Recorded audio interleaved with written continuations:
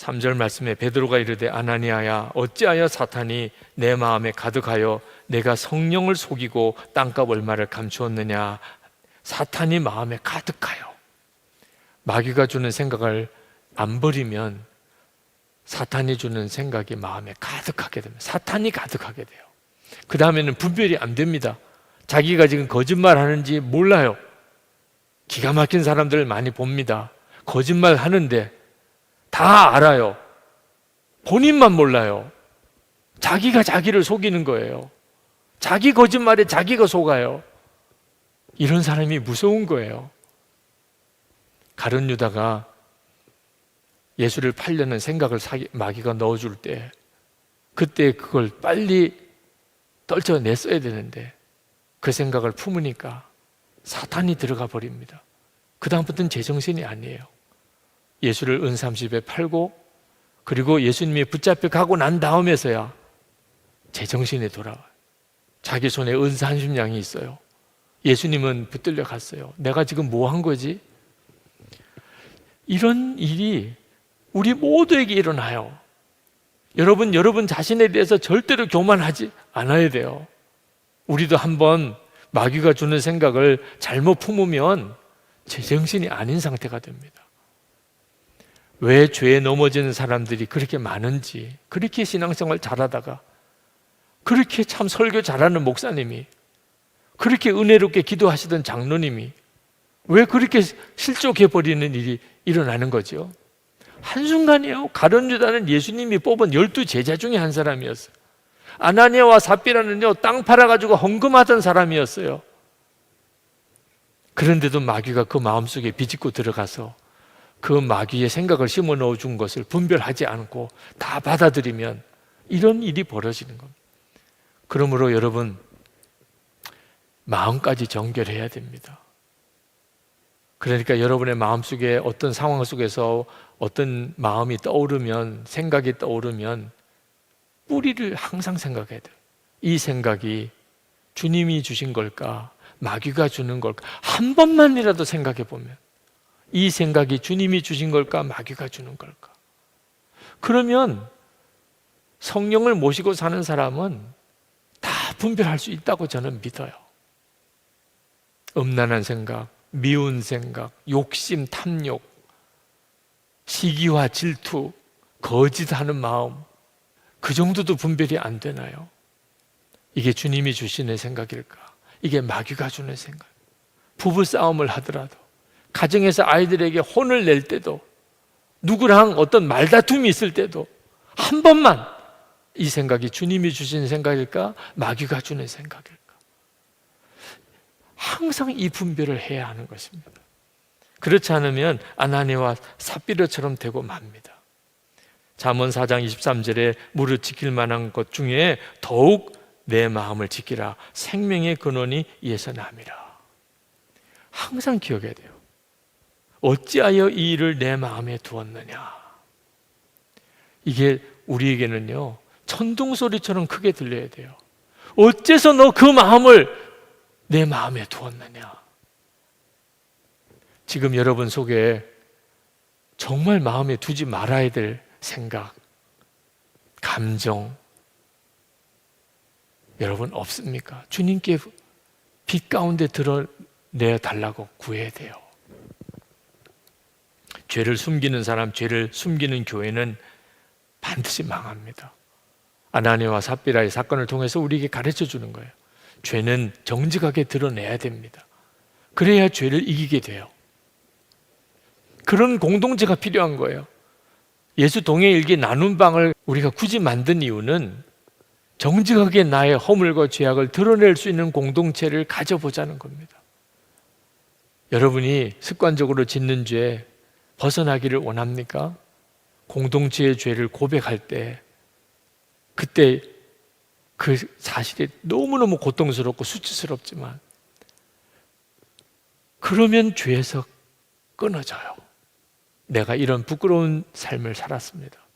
내가 이렇게 참 끊어지지 못하는 죄가 있습니다. 나를 위해서 기도해 주세요. 비참한 느낌이죠. 그러나 나를 위해서, 그것을 위해서 기도해 주는 사람이 있을 때 그 다음에 똑같은 죄의 유혹이 올 때 그는요, 그 죄에서 벌써 다른 사람이 되어 있음을 본인이 느끼게 됩니다. 더 이상 죄가 그를 사로잡지 못해요. 교회를 위해서 크게 헌금한 사람이 그 자리에서 죽어나갔으니 초대 예루살렘 교회는 풍비박산이 되어야 되잖아요. 세상에 헌금한 사람이 죽어나가는 교회 누가 와요? 그렇지 않았습니다. 그런 일이 벌어지고 난 다음에 초대 예루살렘 교회는 더 부흥이 됐다고 그랬어요. 예수 안 믿는 사람, 세상 사람들로부터도 더 좋은 칭찬을 들었다고 그래요. 그럴 수밖에 없지요.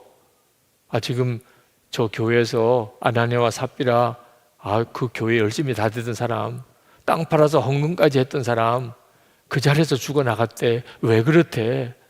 땅값 얼마를 감추은 걸, 그것을 베드로가 어떻게 알았는지 책망하니까 그 자리에서 죽었어. 그때 세상 사람들이 와, 하나님은 진짜 살아계신가 보다. 야, 그 교회라는데 예수님은 정말 계신가 보네. 두려운 마음이 들었다는 거예요. 그러니까 교회를 함부로 볼 수도 없는 거예요.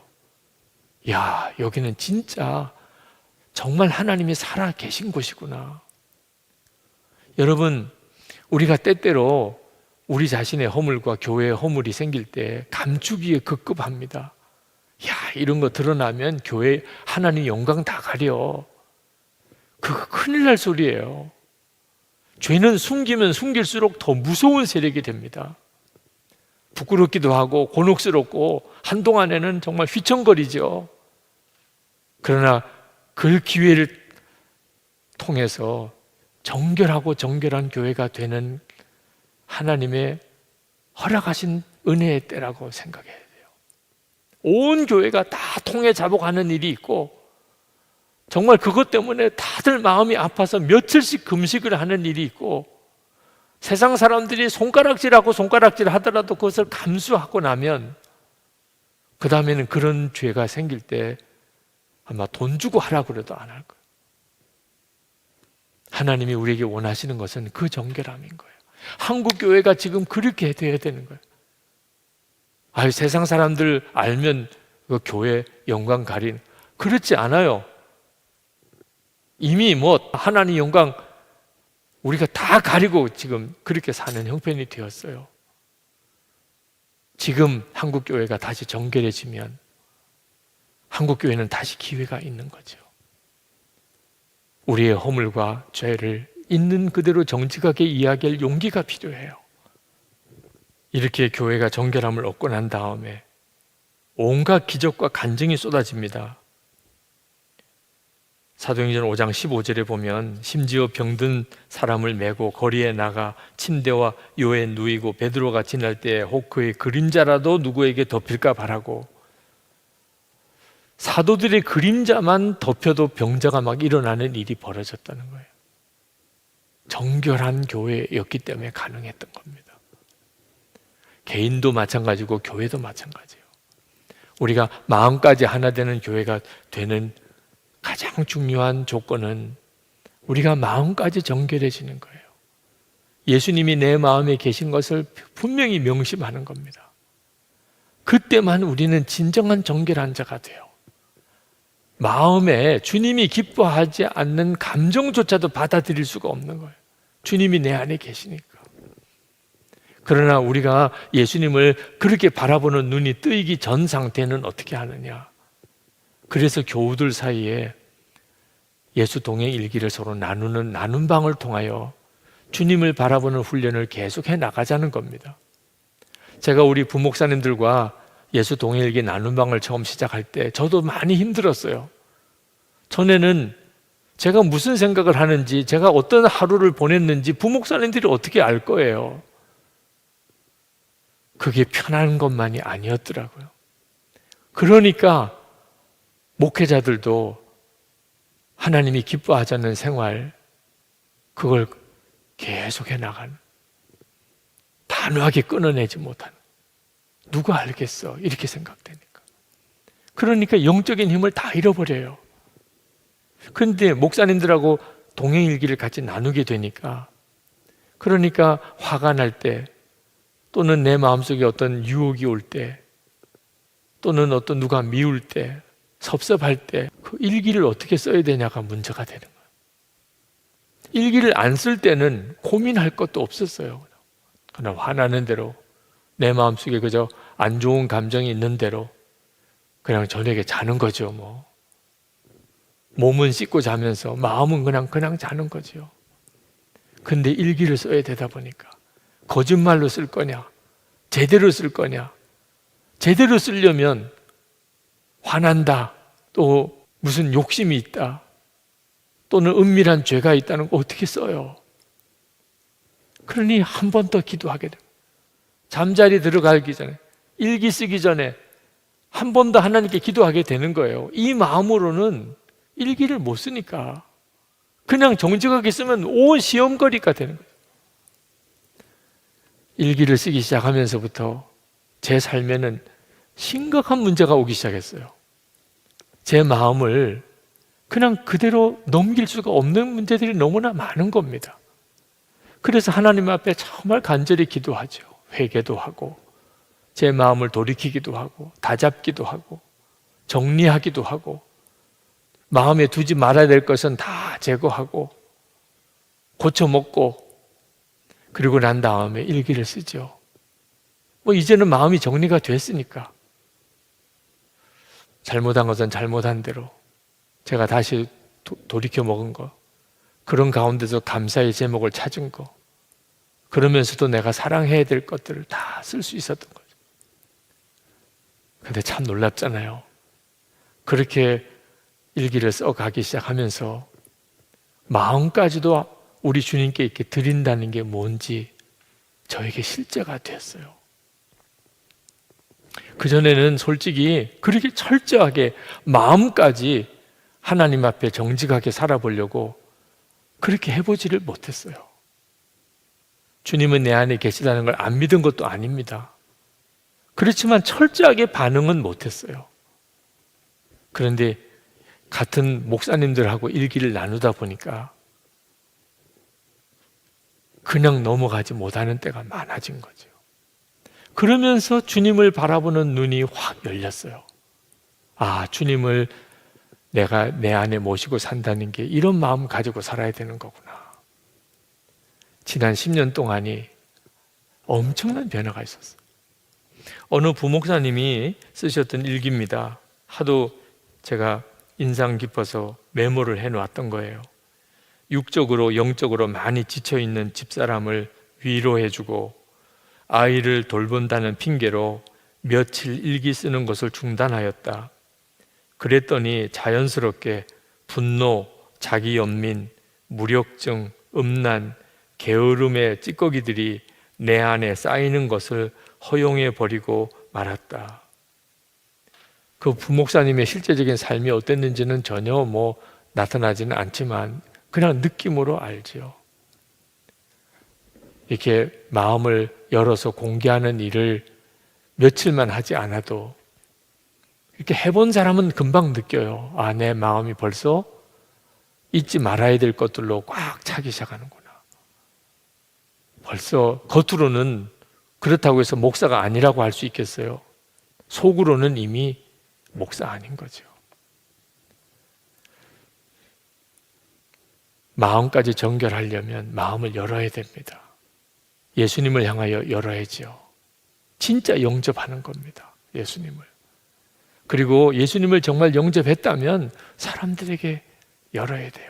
아나니아와 삽비라는 이것이 안 됐기 때문에 그는 그렇게 큰 헌금을 하고도 죽어나가는 기가 막힌 일을 당했던 겁니다. 구약의 정결법에 보면 부정한 것과 만지는 자는 다 부정해져요. 그게 구약의 정결법입니다. 그래서 부정한 것에 접촉했으면 정결 과정을 거쳐야 돼요. 그런데 예수님으로 인하여 엄청난 기적이 일어났어요. 한 번은 혈루병 같은 여인, 부정한 여인입니다. 예수님의 옷자락을 만졌어요. 자, 그러면 구약법대로 하면 어떻게 돼야 되죠? 예수님이 부정한 사람이 돼야 돼요. 부정한 자가 그 몸에 접촉을 했으니까. 그런데 어떤 결과가 벌어졌죠? 혈루병 앓던 여인이 깨끗하게 나음을 받았어요. 예수님에게 손을 대는 부정한 자는 주님으로 인하여 깨끗함을 받아요. 이게 복음의 능력이에요. 우리가 예수님을 항상 바라보고 주님을 생각하는 일이 왜 우리에게 그렇게 중요하지요? 우리가 계속 정결함을 힘입게 되는 거예요. 주님을 생각하고 주님을 바라보고 내 안에 주님이 거하시는 것을 믿고 주여라고 부르고 1시간 주님 앞에 우리가 매달려 있으면 우리가 무슨 은혜를 받는 줄 아십니까? 정결함을 받아요. 우리 주님의 그 깨끗함, 우리 주님의 그 거룩함이 우리에게 임하는 거죠.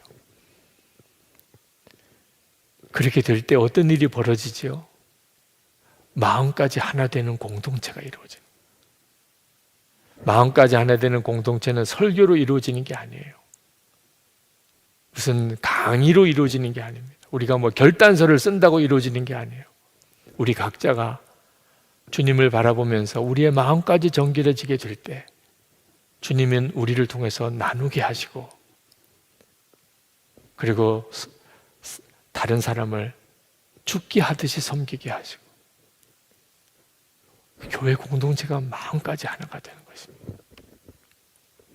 여러분, 이 어려운 때에 하나님의 자녀인 우리가 사는 길은 주님을 바라보는 겁니다. 기준은 어느 정도가 될 때까지입니까? 거짓말도 할 수 없어요. 거짓말도 하지 못해요. 주님이 내 안에서 다 아시는 것을 내가 아니까 어떻게 사람에게 거짓말을 해요? 자, 오늘 우리 같이 이 문제로 주님 앞에 나아가십시다. 주님은 오늘 여러분을 마음까지 정결하게 하시는 일을 하기를 원하십니다. 여러분이 주님을 정말 마음의 중심에 모시고 사는 것이 분명한 성도가 되는 이 일이 우리가 다시 모이기를 위해서 우리가 준비해야 될 일입니다. 주님과 동행하는 삶을 또 한 주간 살아봅시다. 주님을 바라보면서 모든 판단을 하십시다. 마음 생각 아무거나 받아들이면 안 됩니다. 주님으로부터 오는 것 아닌 것, 특히 마귀가 주는 거라고 깨달아진 것들은 무슨 일이 있어도 단호하게 제거해야 됩니다. 그러면 주님께서 여러분의 삶의 주인 되시는 역사를 이루시게 됩니다. 상황은 아무리 어려워도 두려워할 필요가 없습니다. 내가 어둠에 사망의 음침한 골짜기를 다닐지라도 해 받을 것을 두려워하지 아니하면 주께서 나와 함께 하십니다. 아멘입니다. 쾌락에 몰두하면 고통이 따르지만 절제를 익힌다면 참 기쁨을 누릴 수 있다. 예수 믿는 사람이 진짜 구현해야 될 명제 아닙니까 이게? 우리 교회 성도님 다 아시죠? 우리는 행복을 추구하는 사람들이 아니에요. 우리는 거룩을 추구하는 사람이에요. 예수 믿고 행복해졌어. 그래서 뭐 어쩌라고요? 그 예수 믿고 행복해진 게 그게 그렇게 중요한 문제입니까? 아니에요. 난 예수 믿고 거룩해졌어. 내가 아내 말고도 막 여기저기 그 딴 여자들 기웃거렸는데 예수 믿고 그게 없어졌네. 이게 예수 믿는 사람 특징이에요. 예수 믿는 사람은 행복을 추구하는 게 아니라 거룩을 추구하는 사람인데요. 아까 그 뇌과학자가 너무나 명쾌하게 설명했잖아요. 그렇게 행복을 추구하고 쾌락에 몰두하면 고통이 따라요. 행복을 추구해서 행복해지지가 않습니다. 우리가 거룩을 추구할 때 거기에 참 기쁨이 있다는 거, 이거 만들어내야 되는 거죠. 바로 어제 제가 우리 교역자들에게 간증을 한 게 점심 먹고 이런 이야기를 나누었습니다. 한 번씩 이제 커피 마시면서 잡담도 하고 농담도 하고 그런 시간인데 어제 오후에 그런 시간을 몇 명과 가졌거든요. 이런 이야기 했습니다. 당신들이 나 봐서 알지만 이찬수 목사 사는 거 진짜 재미없다. 내가 봐도 난 내 사는 게 재미 하나도 없다. 저는요, 한 달을 요새 그 구글 맵에서 그런 걸 만들어 주더라고요. 한 달 동안의 동선을 그래프로 그려줘요. 제 한 달 동선을 보면 요새는 보지도 않아요. 이거예요. 그냥 집 교회, 교회 집, 집 교회, 교회 집, 집, 집 교회, 교회 신방, 교회 집, 신방. 이게 어떻게 된 거예요? 신방, 교회 집, 교회 집, 집. 그림이 이것밖에 안 나와요. 그거 말고 제가 어디로 가겠냐고요. 근데 제가 이런 이야기를 했습니다. 근데 그 뇌과학자 교수님의 그 연구가 난 너무 동의가 된다. 너무너무 이상한데 난 내 삶이 너무 기쁘다고. 그리고 막 그 쾌락을 추구하지 않으니까요, 막 그 작은 기쁨이 막 얼마나 큰지 몰라요. 내일도 제가 하겠지만 이제 월요일 날 내가 또 걸으러 나가잖아요. 그래서 뭐 그 추운데 그 꽁꽁 싸고 또 미세먼지 있는 날은 또 이제 안 가지만 뭐 공기 좋은 날 옷 입고 제가 만보 걷는 게 그 자체가 이게 뭐 엄청난 놀이냐고 이게. 그런데 그러면 막 기쁨이 올라와요. 그래갖고 막 이렇게 노래가 나와요. 막 찬양이 나오면 요새는 또 마스크 타고 막 눈이 뿌얘져 가지고 막 찬양하다가 안경 벗고 가요. 막 노래를 부르며. 여러분 그 어떤 이제 그 중년을 갓 벗어난 것 같은 어떤 남자가 안경을 벗고 막 노래하면서 가면 그게 저예요. 멀리서도 금방 알아볼 거예요. 이게 그렇게 기쁜 일이 있냐고요. 기쁜 걸 어떡하냐고요. 기뻐요. 목사로서 제가 여러분에게 모범이 되려고 말하는데요, 저는 단언컨대 제 아내 말고 어떤 여자도 사랑하지 않아요. 마음도 안 가요. 저는 제 아내 말고는 전부 성도님일 뿐이에요. 와, 저래갖고 참 세상 재미없게 살겠다라고 생각하시는 바람피는 여러분, 이 기쁨이 얼마나 큰지 아세요? 시간이 갈수록 더 사랑스러워지는, 시간이 갈수록 더 소중해지는, 시간이 갈수록 그 상대방의 그 연약한 부분은 더 긍휼해지고. 제 아내가 유방암이 걸렸잖아요. 그 암은 하나님이 우리 가정에 준 선물이라 생각해요. 천년만년 이럴 줄 알았거든요. 웬걸요? 아내가 유방암에 걸리고 나서부터 이게 영원한 게 아니구나. 이 하루하루가 얼마나 소중한지 몰라요. 소소한 기쁨, 행복. 여전히 이번 주간도 집교회, 신방, 집교회 이것밖에 없을 거예요, 스케줄이. 그런데 그 소소한 기쁨, 이게 제가 여러분에게 해드릴 수 있는 가장 의무사항이라고 저는 생각합니다. 인생이 재미가 없고 맨날 우울하고 괜히 목사가 돼가지고 내 팔자야 이러고 있으면 저는 목사 자격이 없다 생각해요. 설교 시간에 인상 쓰는 건 옥 목사님 때문에 내가 계속 거기에 익숙해서 그런 거고, 이 인상 쓰는 그게 제가 뭐 되게 우울하고 이런 거 아닙니다. 결론을 제가 오늘 이렇게 맺기 원합니다. 원래 우리 교회 목표 아시죠? 한번 보세요. 여기 우리 한번 같이 선포할까요? 거룩과 성숙. 거룩과 성숙. 우리 교회 목표고 여러분 개인의 목표고 여러분의 가정의 목표가 되기를 원합니다. 내가 거룩하니 너희도 거룩할지어다. 베드로전서 1장 16절의 말씀이에요. 그리고 더 중요한 것, 복음의 능력이에요. 예수 그리스도의 이름의 능력.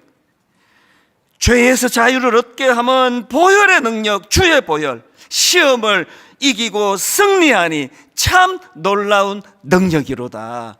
이 쾌락으로 공격하는 것들 앞에 십자가의 능력으로 그것들을 억제하고 방어할 때에 하나님 주시는 참 기쁨이 우리 안에서 용수숨 치게 되는 것, 이걸 반드시 올 한 해 만들어내기를 주님 이름으로 축복합니다. 사람은요, 자기의 기준 앞에 서면, 자기의 판단 앞에 서면 누구도 온전해질 수 없는 거예요.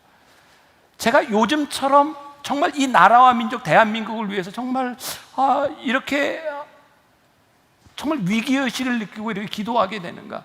하나님, 우리가 어떻게 앞으로 이 정권이 바뀐다고 해결될 문제가 아니라 우리들이 가지고 있는 인간 심성에 대한 문제인 거예요. 하나님 앞에 우리들이 거룩함으로 살아간다는, 더 이상 우리들이 자의적인 판단이 아니라 그리스도를 바라며 살아가기 시작할 때 우리들이 생각했던 관행의 고리를 끊어버릴 수 있는 일들이 일어나지 않겠는가. 여러분, 우리들 제일 가슴 아픈 게 그런 거죠.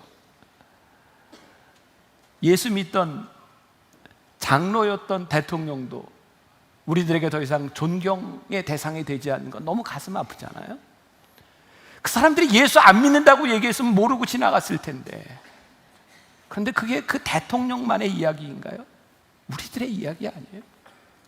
우리들이 예수 믿는다고 얘기 안 했으면 그냥 모르고 지나갈 수 있는데, 저 교회 다닌다고 예수 믿는다고 이야기를 했는데, 그런데 우리는 이렇게 변명하잖아요. 아니, 하나님이 판단하실 거야. 우리의 거룩함, 우리의 신앙은 하나님 앞에 서 있는 거야. 맞는 말이거든요. 우리의 신앙은 하나님 앞에 서 있어요. 우리가 만일 사람들 앞에 잘 보이려고 신앙생활을 한다면 그건 위선이죠. 그러니까 우리의 신앙은 분명히 하나님과의 관계 속에 있는 것이 맞는데, 이건 제가 한 말이지만 여러분들이 기억해도 될 만한 멋진 말이니까 꼭 기억하세요. 우리의 거룩이 하나님 앞에서 거룩인 것은 분명하지만 이 거룩이 증명되는 것은 사람들 앞에서 증명되는 거예요. 여러분들이 하나님 앞에서 거룩하면 그 거룩함이 사람들 앞에서 그렇게 벗어나지 않아요. 그런데 우리는 하나님 앞에서 거룩하다고 하는 자의적 판단과 우리의 생각을 가지고 사람들 앞에 거룩하지 못한 것들을 그렇게 쉽게 생각한다는 거예요. 기억하세요? 이번에 여러분들 가족들과 함께 만났을 때 여러분들이 적어도 하나님을 예배드리는 사람, 우리들이 하나님 앞에 거룩한 사람이라면 우리의 거룩이 사람들 앞에서 드러나고 증명되는 것이라는 것을 우리들이 잊으면 안 돼요. 자, 이 거룩함, 우리들이 하나님 앞에 거룩하기 위해서는 우리들이 지켜야 될 것들이 있어요. 그것은 경외심이고요, 두려움이기도 해요. 하나님은 너무나 좋은 분이시고 너무너무 좋으신 분이신데 그분은 우리들이 알아야 돼요. 어떤 분이신지를. 제가 지난해 부산에 제가 가르치고 있는 대학원생들을 데리고 이렇게 필드 트립을 갔고요. 거기서 이제 동백섬을 이렇게 좀 걷게 되었어요. 부산의 동백섬 참 예쁘잖아요. 거기 가는데 이 바닷가에는 이렇게 계단들도 만들어 놓고 참 좋은데, 이렇게 걷는데 끝쪽에 이렇게 선이 하나 있는데 거기에 이렇게 팻말이 붙어 있더라고요. 이곳을 넘어가지 마시오. 근데 그거를 보고 있는데 한 남자가 그걸 또 넘어가고 있더라고요. 참 신기하죠. 넘어가지 말라는데 꼭 넘어가서 사고를 당하는 사람들이 있어요. 왜 넘어가지 말라고 했을까요? 아름다운 곳인데 이 아름다움의 선을 넘어가면 사고를 당하는 거예요. 아름다움을 보기 위해서 우리들이 지켜야 될 선이 있는 거거든요. 우리들이 하나님의 거룩하심을 우리들이 맛볼 때 우리들이 넘어가지 말아야 될 선이 있어요. 그분은 경외심을 가지고 우리들이 지켜야 될 것들이 있는데, 그것이 뭐냐면 하나님의 거룩함을 훼손하지 말라는 거예요. 기억하세요. 하나님의 거룩함을 훼손한다는 것이 무엇일까요? 우리의 행동으로 인하여 하나님이 욕을 먹으면 하나님의 거룩하심이 훼손되는 거예요.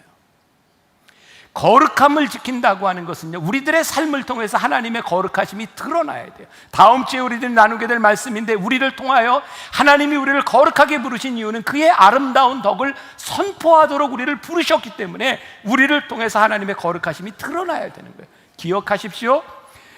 우리가 하는 일을 통하여 하나님의 거룩하심이 욕을 먹을 때, 하나님이 욕을 먹을 때 하나님의 거룩하심을 훼손하고 있다는 것. 자, 그래서 하나님의 거룩함을 지키는 방법을 오늘 17절에서 베드로는 이렇게 이야기하고 있어요. 17절 같이 봅니다. 시작. 외모로 보시지 않고 각 사람의 행위대로 심판하시는 이를 너희가 아버지라 부른즉 너희가 나그네로 있을 때를 두려움으로 지내라. 이 말씀을 기억하세요. 나그네로 있을 때를 두려움으로 지내라. 우리 사람의 행위대로 심판하시는 이를 너희가 아버지라 부른즉, 심판하시는 일을 아버지라 부른즉. 그 유진 피터슨의 메시지 성경을 보면 이 아버지를 이렇게 표현을 했어요. A good father and a responsible father라고 얘기하고 있어요. 이 하나님, 우리가 부르는 하나님이 어떤 하나님이냐면 좋으신 하나님 플러스 responsible가 책임적인 하나님이에요. 사랑이시기에 좋으신 하나님인데 공의로 책임을 물으시는 분이 우리 하나님이세요. 너희들이 그 하나님을 부르기 때문에 너희가 나그네로 있을 때를 두려움으로 지내라 라고 말씀하고 있어요. 자, 두려움으로 지내라. 두려움. 이것도 오늘 제가 영어 성경을 많이 이렇게 인용을 하는데, 제가 이렇게 말씀을 묵상하다가 좀 명확하게 가기 위해서 내가 좀 발음이 좋으면 이렇게 잘 해줄 텐데 죄송해요. 그냥 들으세요. 한국식으로. 그 NIV 성경에 보면 두려움으로 지내라, 이 두려움을 이렇게 reverent fear라고 되어 있다. reverent이라고 하는 말이요, 이게 존중 이런 말이에요. 존중하는 두려움.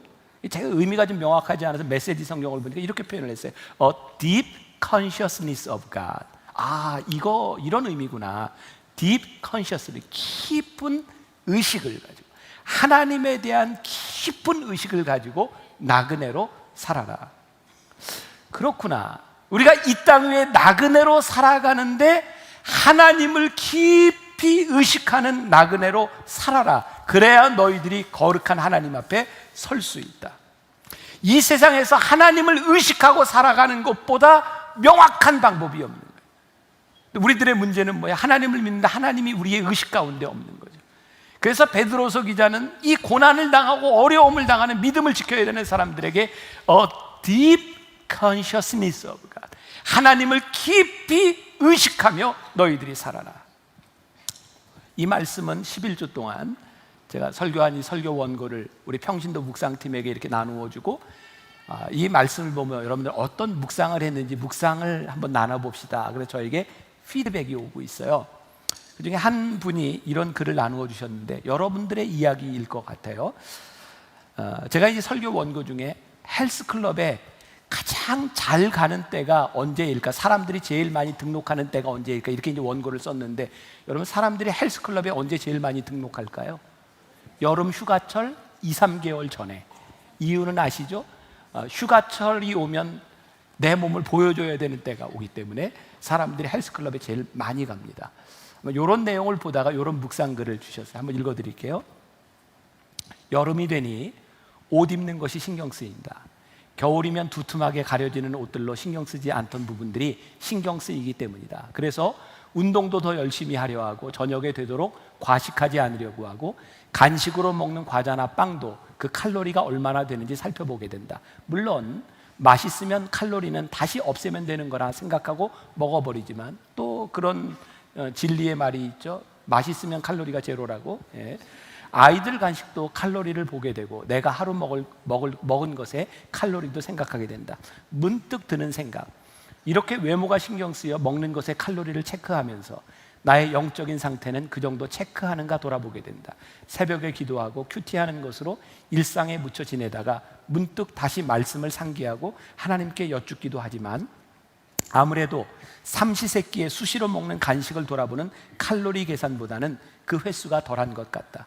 사람의 눈을 이리 신경 쓰면서 정작 하나님의 눈에는 둔감한 나를 보면서 내가 만약 모든 언행에 칼로리 계산하듯 하나님의 마음과 뜻에 기준하여 합당한 것만 취하고 말하고 행동한다면 어떨까 생각해 본다. 당연히 하나님의 딸로 훌륭할 것이고 넘어지는 횟수도 엄청 줄어들 것이다.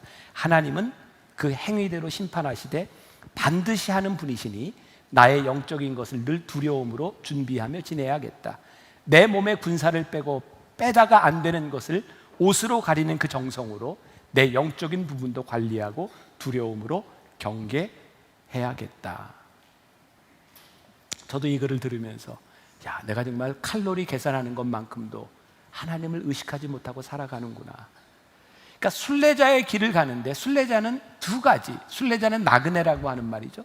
여행객을 생각해 보세요. 두 종류의 사람이 있는 것 같아요. 여행을 하다가 나는 여기에 다시는 안 올 거니까 내가 대충 개판을 쳐놓고 가도 돼. 그래서 막 지저분하게 해놓고 그 자리를 뜨는 사람이 있는가 하면, 내가 왔던 이 삶의 흔적은 나니 내가 정리해 놓고 가겠다는 사람이 있어요.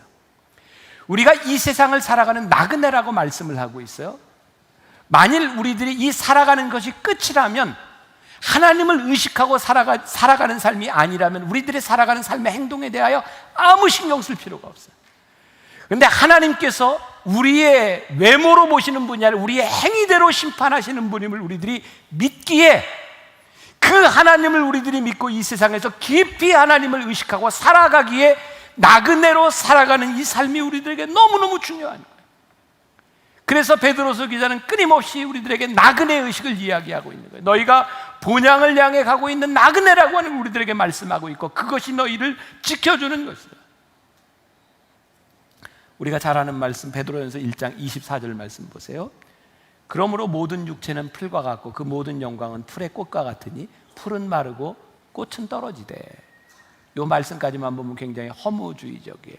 다 없어지는 거구나. 그런데 25절과 연결해서 다시 볼게요. 그러므로 모든 육체는 풀과 같고 그 모든 영광은 풀의 꽃과 같으니 풀은 마르고 꽃은 떨어지되 오직 주의 말씀은 세세토록 있도다 하였으니 너희에게 전한 복음이 곧 이 말씀이니라. 하나님의 말씀이 세세토록 있어서 우리와 함께 하심을 우리들이 믿기 때문에 우리들이 이 세상을 어떤 나그네로 살아가야 될 것이냐. 사도 바울은 로마에 있는 교인들에게 이렇게 편지하죠. 로마서 8장 35절, 38절과 39절. 누가 우리를 그리스도의 사랑에서 끊으리요? 환난이나 곤고나 박해나 기근이나 적신이나 위험이나 칼이랴. 내가 확신하노니 사망이나 생명이나 천사들이나 권세자들이나 현재일이나 장래일이나 능력이나 높음이나 기쁨이나 다른 어떤 피조물이라도 우리를 우리 주 그리스도 예수 안에 있는 하나님의 사랑에서 끊을 수 없느니라. 이게 로마에 있는 교인들에게 사도 바울이 보낸 편지였어요. 믿음을 붙들라. 사랑하는 여러분, 우리들이 산소망을 붙들고 그러므로 우리가 거룩함으로 이 세상에서 살아가요.